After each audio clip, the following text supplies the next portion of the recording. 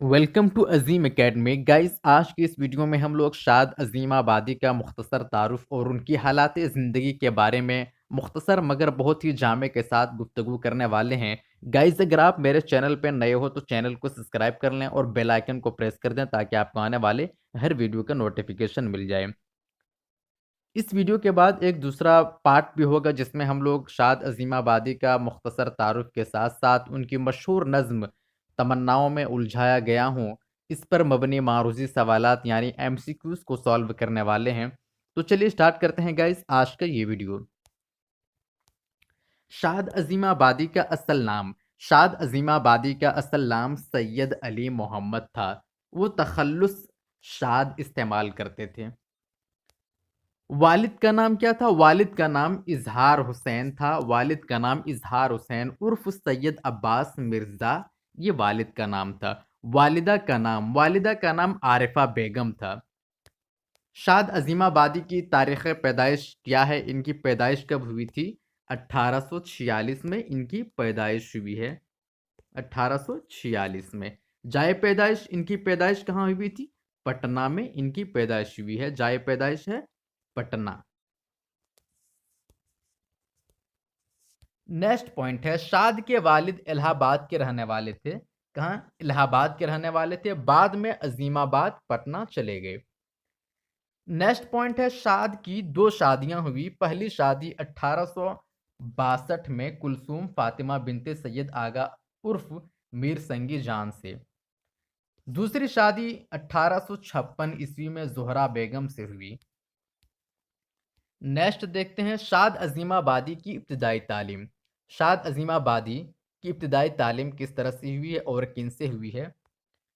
उर्दू की इब्तिदाई तालीम शाद अज़ीमाबादी की घर ही पर रमज़ान अली, सैयद फ़रहत हुसैन, शेख बरकतुल्लाह, शेख आगा जान से हासिल की। नेक्स्ट पॉइंट है, कुछ अरसा बाद अंग्रेज़ी की तालीम भी उन्होंने हासिल की। शाद की तरबियत सर सैयद अहमद खां की निगरानी में हुई थी। ये बहुत ही इंपॉर्टेंट है। ये क्वेश्चन में पूछा जा सकता है कि शाद की तरबियत किसकी निगरानी में हुई थी? तो सर सैयद अहमद खां की निगरानी में शाद की तरबियत हुई थी। नेक्स्ट पॉइंट है, हुकूमत ने 1891 में उन्हें खान बहादुर के खिताब से नवाजा था। कब? 1891 ईस्वी में।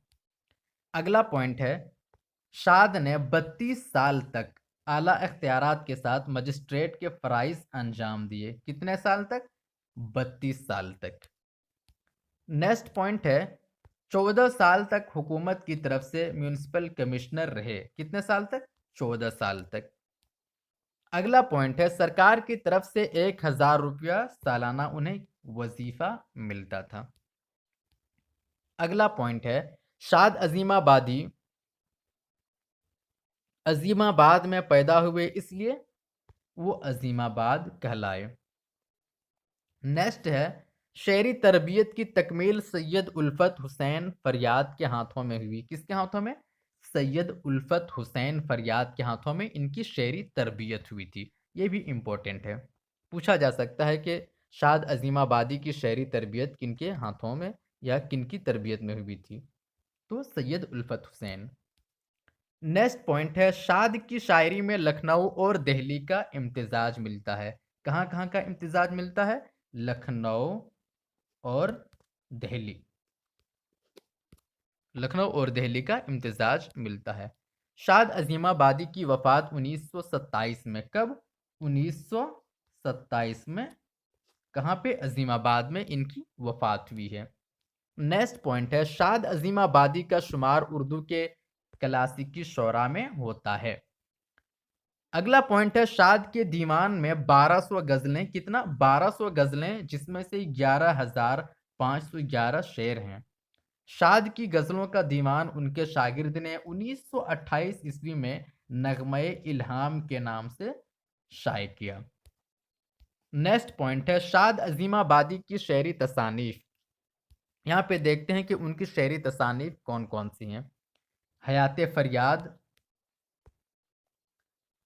रुबाइयात शाद, सरोश मस्ती, मेखाना इल्हाम, नगमे इल्हाम, नालाए शाद, अंधेर नगरी दीवान है, मसनवी मादरे वतन, तारीख़ बिहार, नवाए वतन, खुदनविश्त, शाद की कहानी, शाद की ज़बानी।